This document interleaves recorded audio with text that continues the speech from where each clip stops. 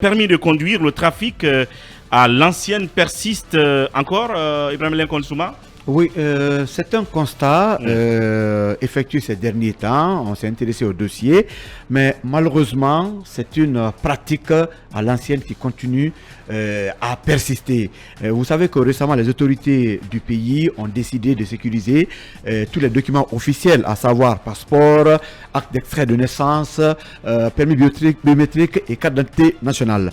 Mais j'ai été quand même sidéré de constater qu'autour de l'ancien Kadak du côté de Matam, les citoyens continuent à venir négocier des anciens permis de conduire et qui leur sont délivrés. D'accord. Oui, bien sûr, moyennant 150 000 à 300 000 Mais à plus. ce stade, c'est interdit que les gens prennent l'ancien permis? Mais on est passé à la biométrie, oui, bien dans les entendu. conditions Mais normales. est-ce que parallèlement, les gens peuvent déjà continuer à prendre l'ancien? Non, pas du tout. Je ne pense pas. C'est comme les cartes d'identité nationale ou bien les passeports. Oui, parce qu'il y a quand même un problème, Lincoln. Oui. Il paraît qu'il faut avoir l'ancien permis déjà pour qu'on vous donne la version biométrique. Donc, non, c'est pas évident. Il y a certains qui ont perdu l'ancienne version, donc il faut déjà s'en procurer pour aller maintenant présenter ça pour avoir la... Non, c'est pas évident.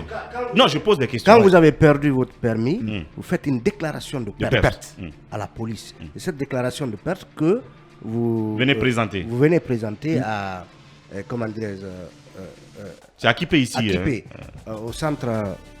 En tout cas, centre commercial, je ne sais pas trop comment... Thomas Gregg, hein? Voilà, Thomas Gregg, pour justement vous faire un nouveau permis. Bien, biométrique. Bien. C'est en principe ça, puisque moi j'ai été victime de la perte du permis, mais voilà la procédure que j'ai remplie. Et mieux que ça, pour avoir le permis, les gens passent par des auto-écoles.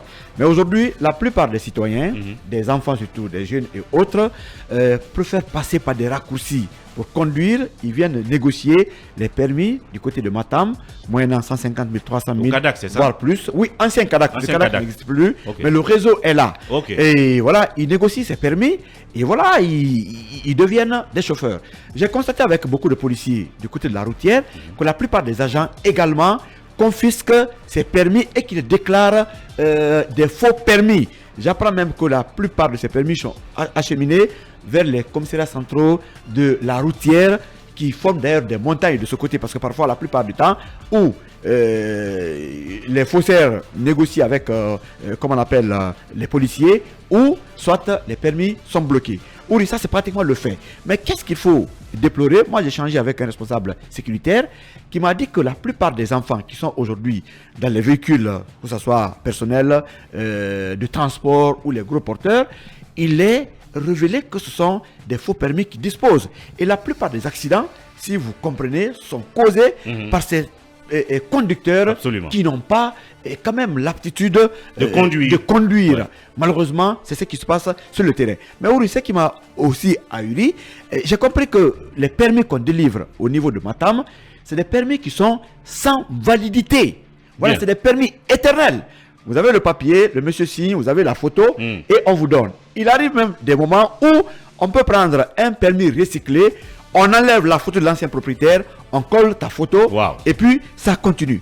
Et mieux que ça, Ouri, j'ai vu, selon en tout cas des témoignages, un policier m'a dit qu'il arrive même que des conducteurs mouillent leur permis pour les rendre illisibles. Ça leur permet de passer quand même quelques postes. De dire quand même qu'ils ont le permis. Qu'ils ont le permis, mais le permis est mouillé et que l'ancien n'est pas encore obtenu.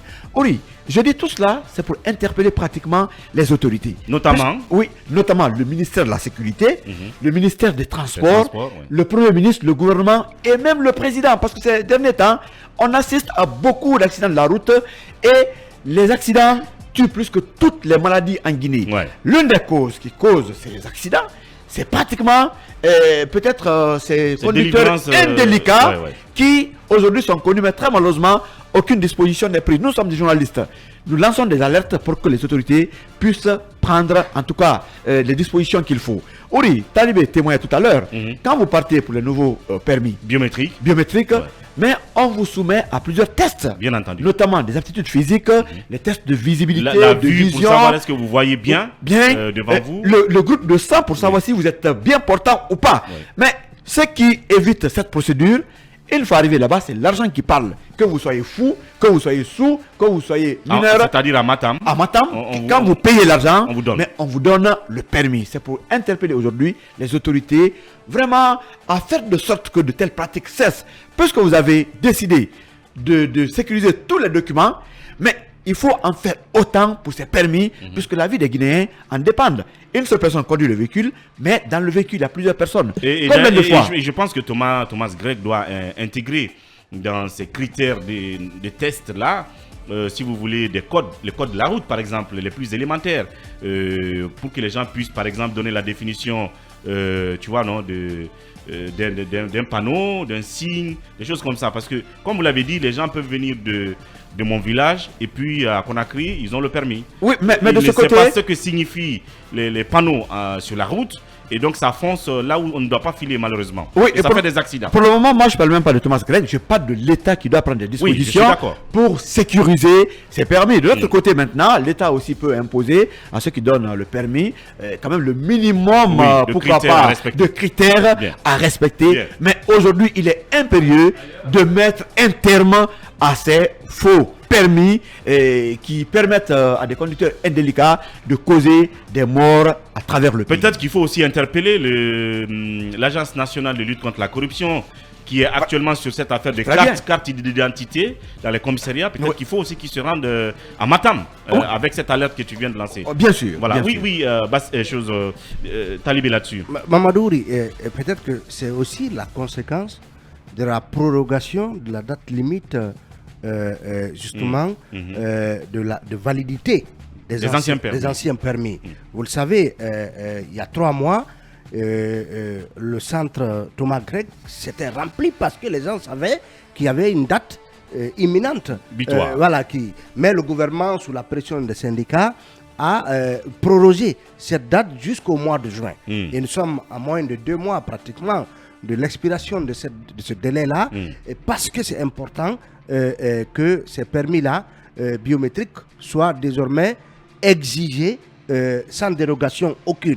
Donc on espère que au nom justement de l'importance qu'il y a à continuer à sauver des vies, que on va définitivement passer pour tout le monde à ces permis biométriques. Et vous savez, en termes d'accidents, certains accidents sont dus, aussi, parfois au mauvais stationnement ou à l'absence de présignalisation des véhicules accidentés ou les véhicules en panne. Tout à fait. Vous les voyez notamment ces camions un peu partout à l'intérieur du pays, en rase campagne. Vous amorcez un virage, vous venez tomber sur un camion alors qu'il n'y a aucune signalisation. Voilà. Parfois, ce sont des feuilles mortes qu'on pose sur la route pour signaler un véhicule en panne ou bien un véhicule accidenté.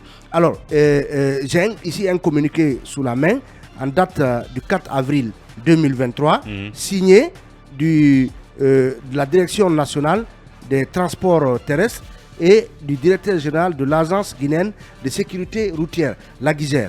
Et dans ce communiqué, il est désormais exigé en tout cas au centre d'immatriculation au niveau de DSD, qui délivre les plaques d'immatriculation, il est désormais exigé à tous ceux qui viennent immatriculer les véhicules, quelle que soit la catégorie de ces véhicules, il leur est exigé donc de présenter 2 triangles de pré-signalisation avant la délivrance de l'autorisation de transport.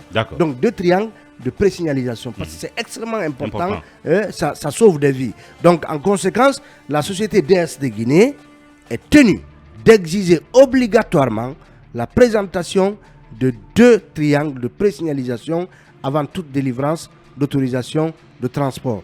La Direction nationale de transport et la GISER savent compter sur la bonne compréhension et le civisme de chacun et de tous. C'est une mesure à saluer parce que la plupart des conducteurs ou en tout cas des automobilistes n'ont pas la culture de ces triangles de pré-signalisation. Absolument. Maintenant, DSD donc, va-t-elle ou-t-il respecter cette mesure? En tout cas, nous, on va tester le dispositif. Bien entendu sous anonymat pour voir si tout cela est respecté de ce côté, puisque c'est très important. Voici donc, on va évoluer et passer à cet autre sujet.